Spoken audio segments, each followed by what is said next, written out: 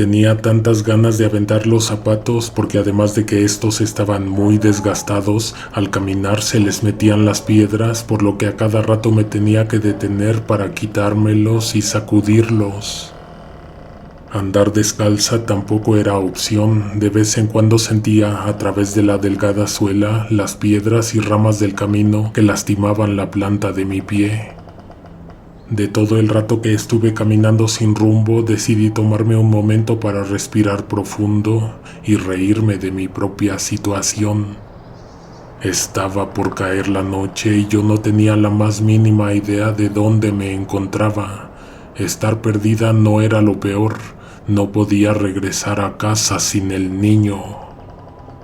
En un momento de la tarde pensé que debería armarme de valor y pedir asistencia para que entre varios me ayudaran a buscar al pequeño. Para que eso sucediera, primero debería encontrar un camino, cualquier camino que me llevara a Valle. Cuando el sol comenzó a acariciar el horizonte, me llegó un sentimiento de desesperación y miedo. El inevitable descenso de la oscuridad solo significaba que, por fuerza, tendría que pasar la noche en el bosque. Pero además, el hijo de mi madrina, una indefensa criatura, también se vería obligado a sobrevivir la noche al acecho de todo aquello que se dice que habita ese lugar. Poco antes de que la luz dejara el valle, me pareció escuchar los ruidos que provocaba el caudal de un río que, para mi sorpresa, no esperaba encontrar en mi camino. Haber hallado aquel cuerpo de agua me hizo notar que estaba muchísimos más kilómetros lejos de la casa de lo que yo tenía calculado, de lo que yo fervientemente esperaba. Tal vez no estaba del todo perdida. Siguiendo el caudal terminaría llegando al lago principal. Entusiasmada por el hallazgo, me acerqué con paso apresurado. Mis ojos momentáneamente vieron, además de un constante afluyente, la figura de una mujer hincada ante el borde, metiendo las manos en el agua y tal vez lavando o enjuagando alguna ropa. No pude disimular la felicidad que sentí. Bastaba con preguntarle a la muchacha en qué dirección debería seguir para llegar al pueblo, además de que, con suerte, y ella había visto al niño por el que me había perdido en el bosque. Unos pasos más en su dirección y el panorama que yo había creído ver cambió drásticamente. En un parpadear desapareció el río. Primero se dejó de oír y luego desapareció de mi vista. Pudo haber sido una alucinación, sin embargo, la mujer seguía ahí, de rodillas en el mismo lugar que, segundos atrás, suponía ser la orilla del arroyo. Me llevé las manos a los ojos y los tallé, ya que podría jurar por mi santa madre que vi un río en ese lugar. Eso no fue todo. Al acercarme un poco más, noté que los pies de la muchacha estaban encadenados a un árbol. Los grilletes que laceraban su piel estaban conectados a una oxidada cadena que abrazaba un grueso tronco. La escena se estaba poniendo rara, por lo que de inmediato me detuve. De un momento a otro me cambió la expresión en el rostro. También traté de no hacer notar mi presencia, sosteniendo la respiración y haciendo cada movimiento sigilosamente. La mujer que me daba la espalda ya no parecía que estuviera lavando ropa. De hecho, me dio la impresión de que, con sus manos, estaba hurgando en las entrañas de algún animal. Tenía los dedos embarrados de materia sanguinolenta y de tierra. Apunté mi cara al cielo y cerré los ojos deseando que todo eso fuera una alucinación. Durante muchos años, en la escuela, en familia o de boca de quienes han vivido siempre en Valle de Bravo, tenía conocimiento de la existencia de una casa a mitad del bosque, una casa que presumiblemente le pertenecía a una bruja. El mejor consejo que se tenía para cualquier explorador de aquel bosque era no internarse en él, ya que se decía que había puntos específicos en donde las alucinaciones te hacían perder la razón. Al abrir los ojos no pude evitar fijar la mirada en aquella persona que se había aparecido en mi camino. Las ataduras que me pareció ver alrededor de sus tobillos no estaban más. La mujer entonces giró la cabeza y miró por encima del hombro. Te aseguro que estaba muy consciente de mi presencia porque definitivamente fue ella quien, con engaños, con ilusiones ópticas, me hizo acercarme. Sembró en mí la esperanza de haber encontrado un río que me ubicara en el vasto paisaje.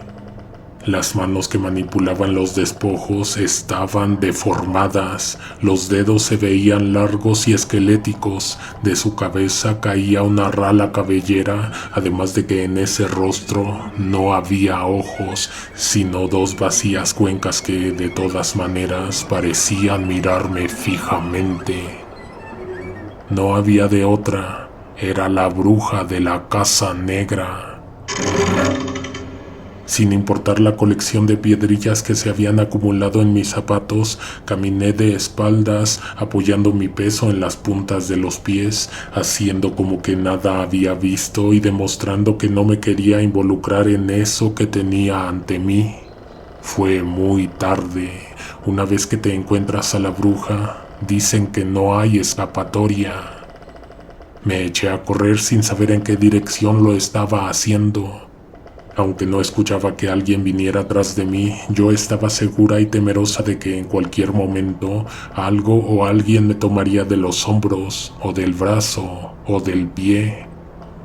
Como si hubieran apagado un interruptor de luz, la tarde dio paso a la noche en un solo segundo.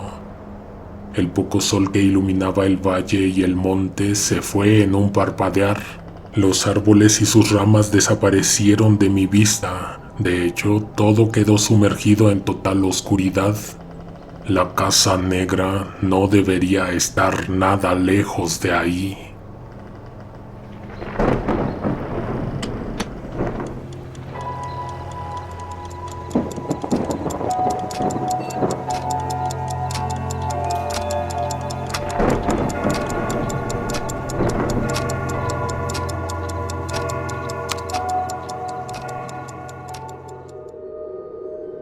En 2010, una comadre de mi mamá vino de visita a Valle de Bravo. Me parece que ella vivió un tiempo en el estado, solo que cuando se casó, se fue a Baja California. Estaba de paso. El plan era viajar a la Ciudad de México, para lo cual hizo una escala para pedir ayuda y compañía de mi madre. Con ella venía un niño pequeño a quien planeaban dejarme encargado toda la tarde y parte de la noche, prácticamente todo el tiempo necesario hasta que ellas regresaran. Entonces yo tenía 15 años, pero me sabía cuidar bien. La experiencia cuidando niños ajenos me la habían dado mis primos menores, a quienes solo tenía que estar siguiendo para que no hicieran destrozos en la casa. El hijo de mi madrina era diferente. Ese niño tenía una energía inagotable. Como entonces estaba de vacaciones de la escuela, me dispuse a dedicarle el día entero al pequeño. Antes de ese día, mi madre muchas veces me advirtió que no fuera más allá de los límites del terreno, que en esos años estaban señalados con alambre de púas a unos 100 metros a espaldas de la casa. Antes del mediodía, ambas se marcharon. No recuerdo bien cuánto tiempo estuvimos soportando el aburrimiento en casa hasta que decidimos salir al patio. Lo que hicimos hasta que saltamos el borde de la propiedad es irrelevante. El asunto es que vagamos entre los árboles en busca de un escondite que tenía bien ubicado a no más de 20 pasos del final del terreno.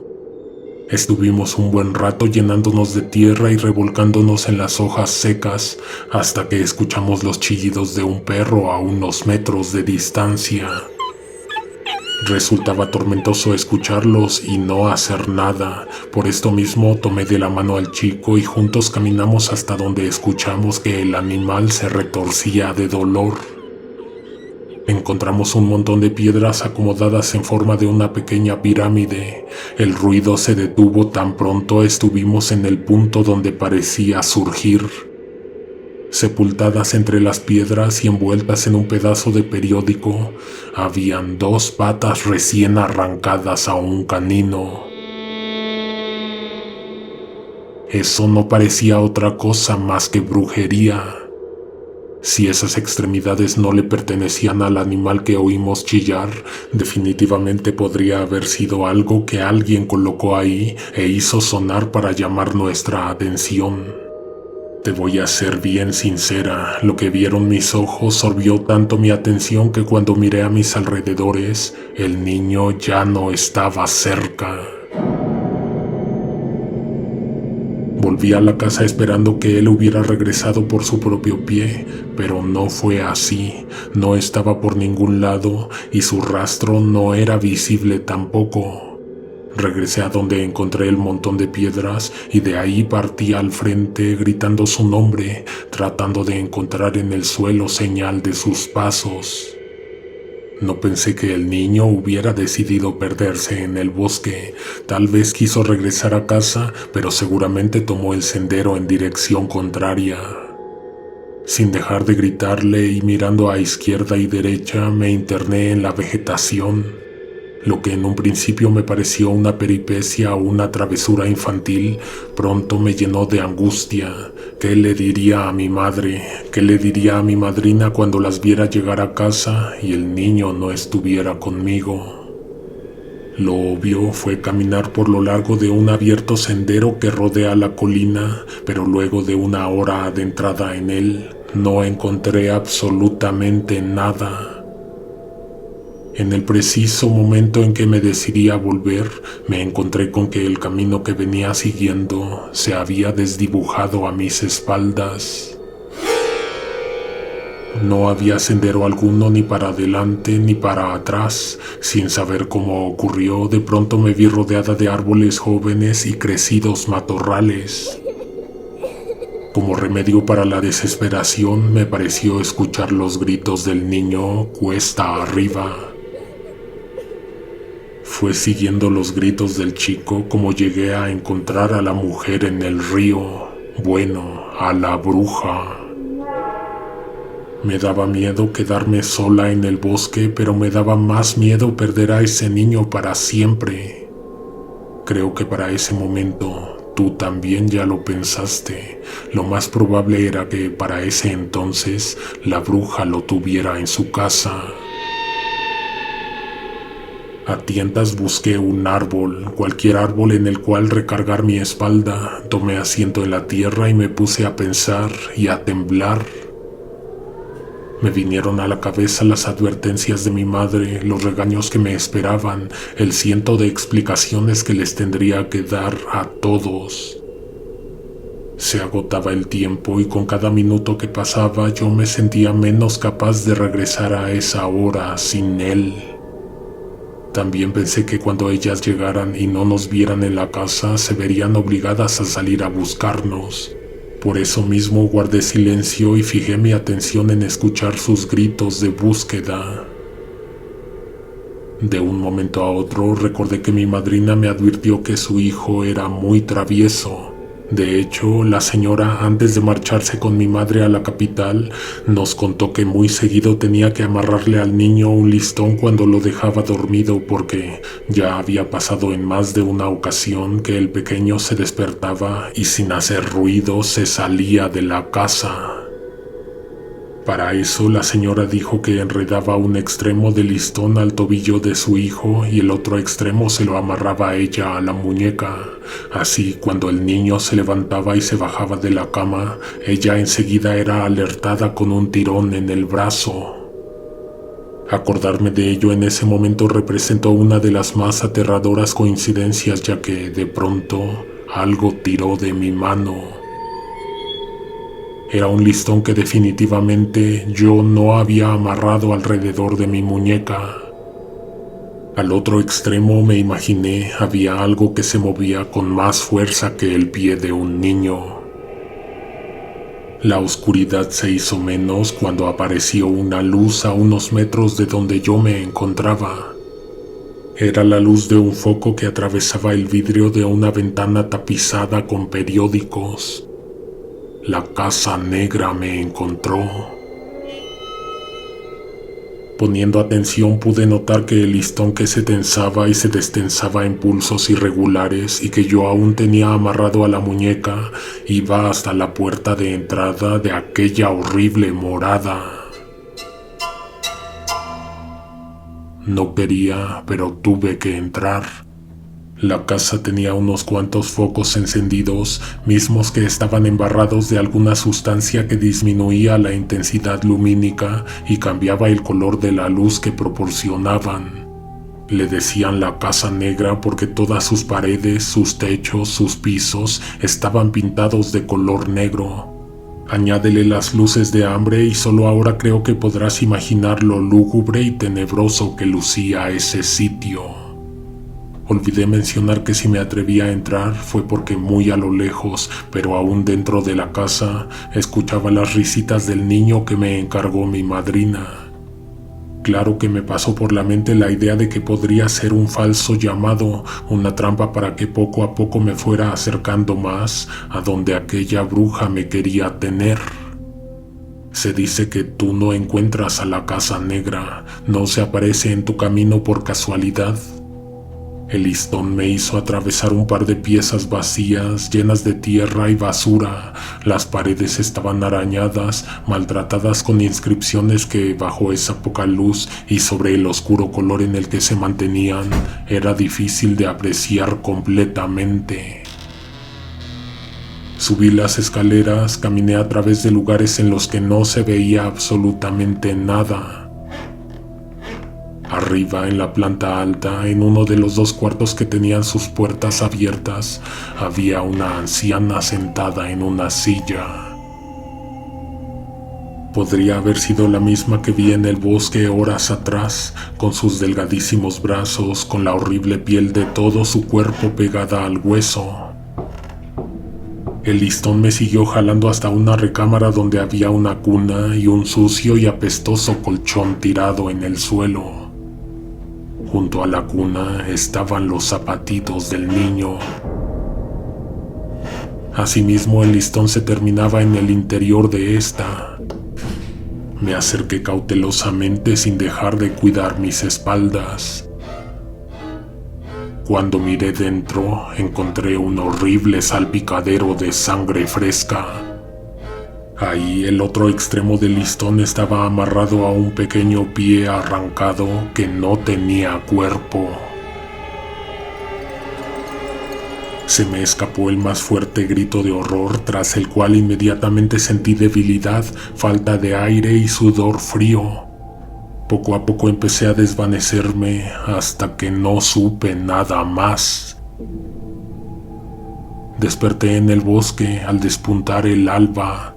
No supe qué pasó en todo ese tiempo, pero estaba adolorida de todo el cuerpo. La espalda era lo que más me ardía, pero no sabía por qué. Cuando me atreví a revisarme con las manos, encontré profundos rasguños. Los brazos también los traía maltratados y llenos de moretones, los tobillos con marcas de que había estado encadenada. Cuando me levanté, encontré cerca un sendero conocido. Este me llevó a casa de inmediato, donde mi madre ya me esperaba angustiada.